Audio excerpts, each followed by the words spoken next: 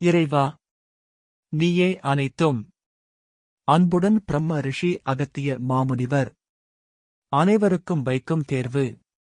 சித்தன் அருள் 1726 பெங்களூரு சத்சங்க உத்தரவு 12-11-2024 அன்று பெங்களூரு சத்சங்கத்தில் பக்தர்களுக்கு குருநாதர் அகத்தியர் பெருமான் கொடுத்த உத்தரவு. பக்தர்கள் அனைவரும் இதை கடைப்பிடித்து வர வேண்டும் என்று உத்தரவு தந்துள்ளார் குருநாதர் அகத்தியர் பெருமான். அப்பனே, நன்றாகவே, அதாவது சரியாகவே ஒரு பட்டு துணியை நல்விதமாகவே, அதாவது தூய மஞ்சளில் இட்டு நனையுங்கள் நீரினாலே.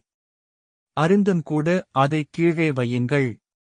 அப்பனே, அம்மையே, நிச்சயம் அதன் மேலே வெற்றிலை பாக்கும் கூட.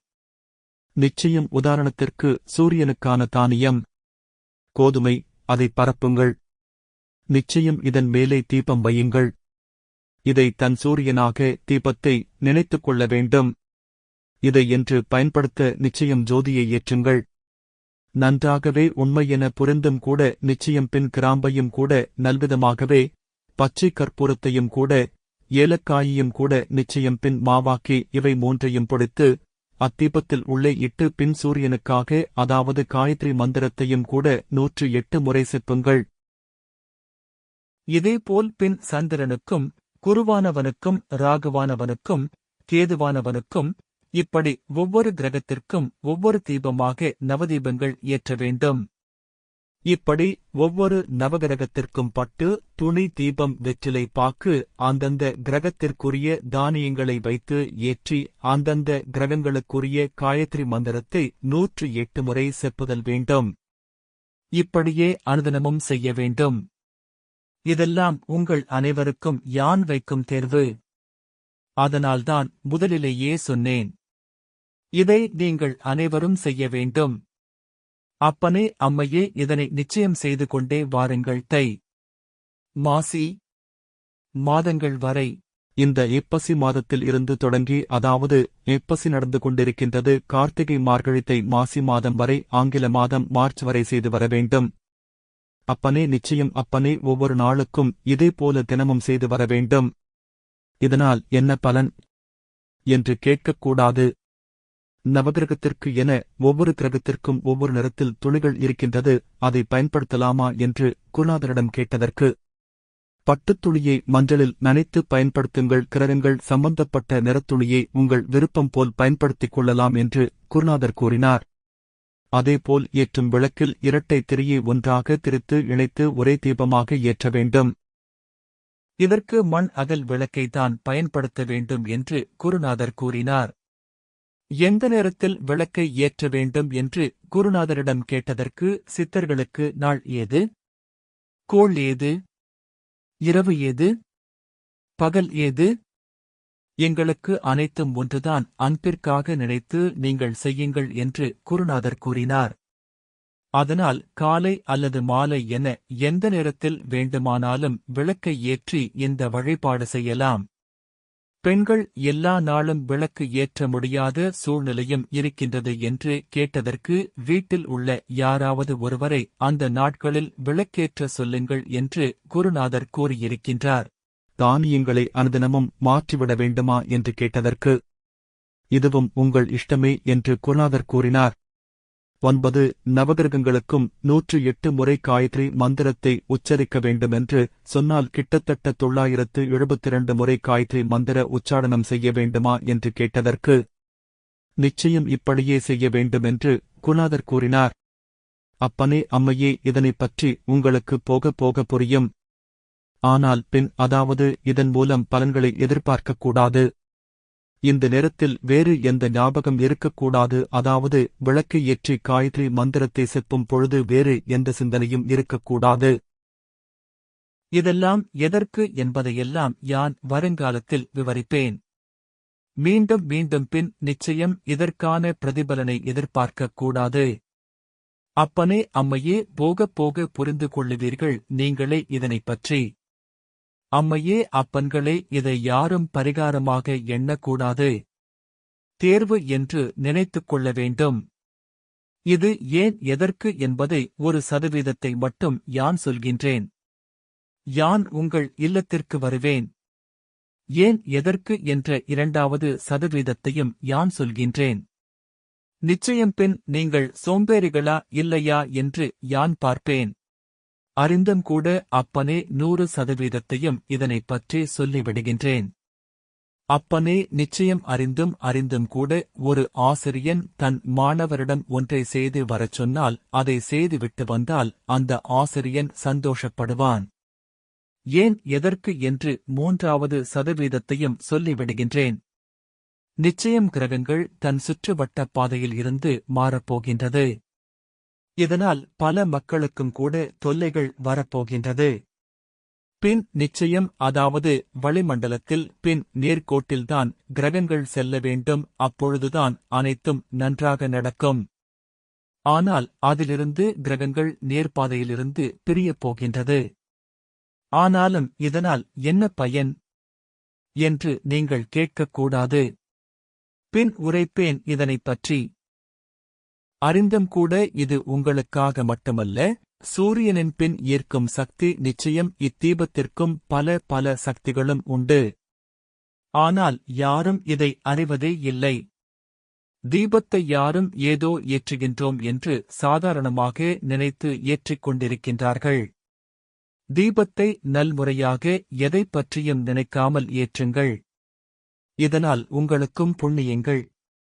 நிச்சயம் அம்மையே அப்பனே நிச்சயம் இவ்வுலகத்தையே யாங்கள் காக்க வேண்டும். எங்களுக்கு வாக்குகள் இல்லையே. ஆனாலும் இப்படி எல்லாம் சொல்லிக் கொண்டிருக்கின்றார்கள்.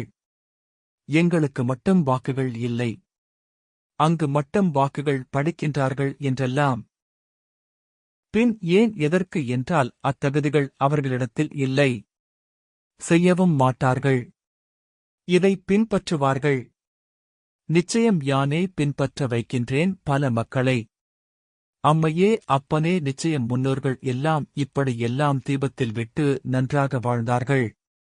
ஆனால் இன்று மின்சாரம் வந்தது. இப்போது என்ன வாழ்ந்தார்கள்? மின்சார விளக்குகள் எரியும் அல்லவா? அதில் கூட நிச்சயம் வேதியியல் தன்மை இருக்கின்றது. அதுவும் கூட நிச்சயம் மனிதனின் யோகத்தை நிச்சயம் ஈர்த்துக் கொள்கின்றது. ஆனால் விளக்கு தீபம் இருக்கின்றதல்லவா, அது மனிதனின் யோகத்தை ஈர்த்துக் கொள்வதில்லை. மாறாக தீபம் சக்திகளை ஈர்த்து மனிதர்களுக்கு யோகத்தை கொடுக்கும். இறைவனும் தெரியாமல் இருக்கின்றான். மின்சாரமும் தெரியாமல் இருக்கின்றது. இதனால்தான் அப்பனே என் பக்தர்களுக்கு தெளிவுபடுத்த வேண்டும் என்று உங்களை அழைத்தேன் யான். அம்மையே அப்பனே என் வாக்குகளை கேட்டாலே நிச்சயம் பின் பாவங்கள் போகும் பறந்து என்று கூறினார்.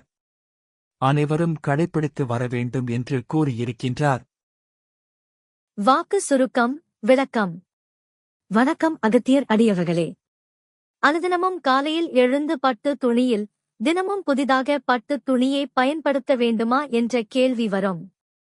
4-5 பட்டு துணிகளை மஞ்சளில் நனைத்து மாற்றி வைத்துக் கொள்ளலாம். ஆலயத்தில் இறைவன் இறைவி திருவுருவ சிலையில் துணிகளை மாற்றி பயன்படுத்துவது போல பட்டு துணிகளை மாற்றி பயன்படுத்திக் கொள்ளலாம். ஒவ்வொரு முறை பயன்படுத்த பொழுதும் மஞ்சளில் நனைத்து பயன்படுத்த வேண்டும். ஒவ்வொரு விளக்கு இருக்கும் தனித்தனி பட்டு துணிகளை பயன்படுத்த வேண்டுமா என்று கேட்டால், ஒரு அரை மீட்டர் அதாவது ரவிக்கை துணியில் பாதி அளவு பட்டு துணியே இது போன்ற 4-5 துணிகளை வாங்கி மஞ்சளில் அனுதினமும் நனைத்து தினமும் ஒரு துணியை பெரிதாக விரித்து அதன் மேல் வெற்றிலை பாக்கு வைத்து நவதானியங்களை தனித்தனியாக வைத்து அதன் மேல் விளக்கை இரட்டை திரி கொண்டு ஏற்ற வேண்டும்.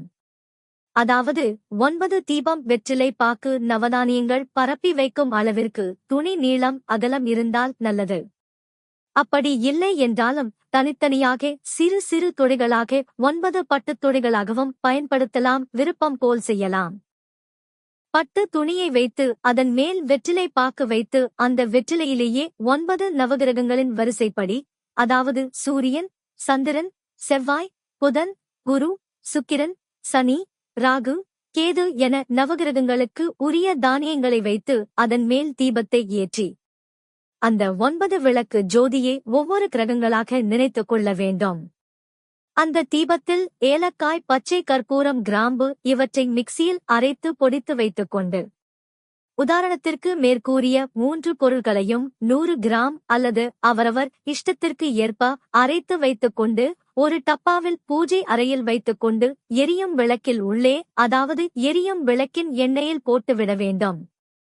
பட்டுத் துணியை மஞ்சள் குழைத்த நீரினில் நனைத்து அதன் மேல் நவதானியங்களை தனித்தனியாக வெற்றிலை பாக்கை வைத்து தினமும் மாற்றிவிட்டு புதிதாக ஒவ்வொரு நாளும் வெற்றிலை பாக்கு அந்தந்த கிரகங்களுக்குரிய தானியங்களை புதிதாக வைத்து விளக்கை ஏற்றி அதில் மேற்கூறிய பொடித்து வைக்கப்பட்ட பொடியை இட்டு ஒவ்வொரு கிரகத்திற்குரிய நவகிரக காயத்ரி மந்திரங்களை 108 முறை ஜெபம் செய்து வணங்கி வருதல் வேண்டும்.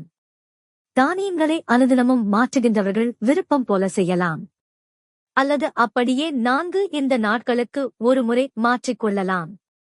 தானியங்களை சேகரித்து வைத்துக் கொண்டு புதிதாகவும் நவதானியங்களை வைக்கலாம். தீபத்திற்கு நெய்யை அல்லது நல்லெண்ணெயை பயன்படுத்தி வருகின்றார்கள். குருநாதர் கோயிலிலும் சரி வீட்டிலும் சரி இலுப்பை எண்ணெயை பயன்படுத்துவது சக்தியை தரும். இலுப்பை எண்ணெய்க்கு சக்திகள் அதிகம் என்று கூறியிருக்கின்றார். நெய்யை பொறுத்தவரை பால், தயிர், மோர், இதிலிருந்து வெண்ணெய், அதன் பிறகு நெய்யாக்குவதுதான் உண்மையான நெய். ஆனால் தற்போது பாலில் இருந்து நேரடியாக எடுக்கப்படும் நெய் உண்மையான நெய் அல்ல என்று கூறியிருக்கின்றார். சூரத் சத்சங்கம் பாகம் 6 சித்தன் அருள் 1616. அப்பனே, ஒன்றைச் சொல்கின்றேன். முன்பெல்லாம் பசுவின் நெய்யை மோர் என்கின்றார்களே, பின் நெய் இப்படி எடுக்க வேண்டும் அப்பனே. ஆனால் இன்றைய காலத்தில் மனிதர்கள் எதையோ செய்கின்றார்கள் அப்பனே. இதனால் ஒன்றும் பிரயோஜனம் இல்லை. இன்றைய காலகட்டத்தில் பாலில் இருந்து நேரடியாக கிரீம் எடுத்து நெய் ஆக்கி அதை விற்பனை செய்து வருகின்றார்கள். ஆனால் அது தவறான செய்முறை. பாலில் இருந்து தயிர், தயிரில் இருந்து மோர், மோரில் இருந்து வெண்ணெய், வெண்ணெயை காய்ச்சி முற்காலத்தில் எப்படி நெய்யை எடுப்பார்களோ அதன்படி எடுத்து அந்த நெய் பயன்படுத்தினால்தான் முழு பலன் என்று குருநாதர் கூறியிருக்கின்றார். அதுபோன்று எங்கு மோரை கடைந்து வெண்ணெய் எடுத்து நெய் தயாரிக்கின்றார்களோ அந்த நெய்யை அடியவர்கள் கண்டறிந்து பயன்படுத்திக் கொள்ளுமாறு கேட்டுக்கொள்கின்றோம். இதனைப் பற்றி முழுமையான வாக்கு சூரத் சத்சங்கம் பாகம் 6 சித்தன் அருள் 1616 அன்புடன் அகத்தியர் அருள் வாக்கு வெளிவந்துள்ளது. அதேபோல் தற்போது கற்பூரத்தில் மெழுகு அதிகம் சேர்த்து கலப்படம் மிகுந்த கற்பூரம்தான் கிடைக்கின்றது. சுத்தமான உண்மையான பச்சை கற்பூரம் குறித்து குருநாதரிடம் கேட்டு குருநாதர் சூட்சுமமாக வாக்குகள் தந்து குருநாதர் தேடச் சொல்லி அதன் பிறகு மகாராஷ்டிரா மாநிலம் திரையம்பகேஸ்வரர் ஜோதிர்லிங்கம் ஆலயத்திற்கு அருகில் வசித்து வரும் ஒரு பெரியவர் சுத்தமான பச்சை கற்பூரம் அனைவருக்கும் விற்பனை செய்து வருகின்றார் என்ற விவரம் அறிந்து அதனைப் பற்றி நமது சித்தன் அருள் வலைத்தளத்தில் சித்தன் அருள் 1231 பச்சை கற்பூரம் தனிப்பதிவாக வந்துள்ளது. அதர்வா ஜோஷி, திரையம்பகேஸ்வரர், நாசிக். தொடர்பு எண் 8975743784. இவரிடம் அடியவர்கள் சுத்தமான பச்சை கற்பூரத்தை பெற்றுக் கொள்ளலாம். மேலும் பச்சை கற்பூரம் குறித்து பதிவை மீண்டும் படித்து முழு விவரங்களை தெரிந்து கொள்ளுங்கள். அப்படி உண்மையான நெய் முறைப்படி எடுப்பவர்கள் தீபத்திற்கு நெய்யை பயன்படுத்தலாம் அல்லது சுத்தமான நல்லெண்ணெயை பயன்படுத்தலாம். குருநாதரிடம் பூஜைக்கு வழிபாட்டிற்கு எந்த எண்ணெயை பயன்படுத்துவது என்று கேட்டதற்கு இலுப்பை எண்ணெயை பயன்படுத்துங்கள் என்று ஏற்கனவே வாக்குகளில் கூறியிருக்கின்றார், நினைவில் கொள்ளவும். நெல், கோதுமை, துவரை, எள், உளுந்து, பச்சைப்பயிறு, கொண்டைக்கடலை, மொச்சை பயிறு, கொள்ளு போன்ற 9 தானியங்களைத்தான் நவதானியங்கள் என்பர். இவையே கிரகங்களுக்கு உரிய தானியங்கள் ஆகும். கோதுமை சூரிய பகவானின் தானியம் ஆகும். நெல் இது சந்திர பகவானின் தானியம் ஆகும். துவரை இது செவ்வாய் பகவானின் தானியம் ஆகும். பச்சைப்பயிறு இது புதன் பகவானின் தானியம் ஆகும். கொண்டைக்கடலை இது குரு பகவானின் தானியம் ஆகும். மொச்சை இது சுக்கிர பகவானின் தானியம் ஆகும். கருப்பு எள் இது சனி பகவானுக்கு உரிய தானியம் ஆகும். உளுந்து இது ராகு பகவானின் தானியம் ஆகும். கொள்ளு இது கேது பகவானின் தானியம் ஆகும். சூரிய பகவானின் காயத்ரி மந்திரம் ஓம் பாஸ்கராய வித்மஹே திவாகராய தீமஹி தன்னோ சூரிய பிரசோதயாத் 108 முறை. சந்திர பகவானின் காயத்ரி மந்திரம் ஓம் பத்மத்வஜாய வித்மஹே ஹேமரூபாய தீமஹி தன்னோ சந்திர பிரசோதயாத். 108 முறை. செவ்வாய், அங்காரக, பகவானின் காயத்ரி மந்திரம். ஓம் வீரத்வஜாய வித்மஹே விக்னஹஸ்தாய தீமஹி தன்னோ அங்காரக பிரசோதயாத். 108 முறை. புதன் பகவானின் காயத்ரி மந்திரம். ஓம் கஜத் வஜாய வித்மஹே சுகஹஸ்தாய தீமஹி தன்னோ புத பிரசோதயாத். 108 முறை. வியாழன். குரு பகவானின் காயத்ரி மந்திரம். ஓம் விருஷபத்வஜாய வித்மஹே க்ருணி ஹஸ்தாய தீமஹி தன்னோ குரு பிரசோதயாத். 108 முறை. வெள்ளி பகவானின் சுக்ர காயத்ரி மந்திரம். ஓம் அஸ்வத்வஜாய வித்மஹே தனுர் ஹஸ்தாய தீமஹி தன்னோ சுக்ர பிரசோதயாத். 108 முறை. சனி பகவானின் காயத்ரி மந்திரம். ஓம் காகத் வஜாய வித்மஹே கட்க ஹஸ்தாய தீமஹி தன்னோ சனி பிரசோதயாத். 108 முறை. ராகு பகவானின் காயத்ரி மந்திரம். ஓம் நாகத்வஜாய வித்மஹே பத்மஹஸ்தாய தீமஹி தன்னோ ராகு பிரசோதயாத். 108 முறை. கேது பகவானின் காயத்ரி மந்திரம். ஓம் அஸ்வத்வஜாய வித்மஹே சூல ஹஸ்தாய தீமஹி தன்னோ கேது பிரசோதயாத். 108 முறை. இவை ஒவ்வொரு நாளும் செய்து வருதல் வேண்டும். இது குருநாதர் அகத்திய பெருமான் அனைவருக்கும் யான் வைக்கும் பரீட்சை என்று சொல்லி இருக்கின்றார். அனைவரும் தேர்ச்சி பெற வேண்டும் என்றும் குருநாதர் உத்தரவாக கூறியிருக்கின்றார். அதனால் அனைவரும் கடைபிடிக்க வேண்டும். ஓம் அன்னை ஸ்ரீ லோபாமுத்ரா உடனுரை தந்தை அகத்திய மாமுனிவர் திருவடிகளில் சமர்ப்பணம். சர்வம் சிவார்ப்பணம். ஓம் அகத்தீசாய நமஹ.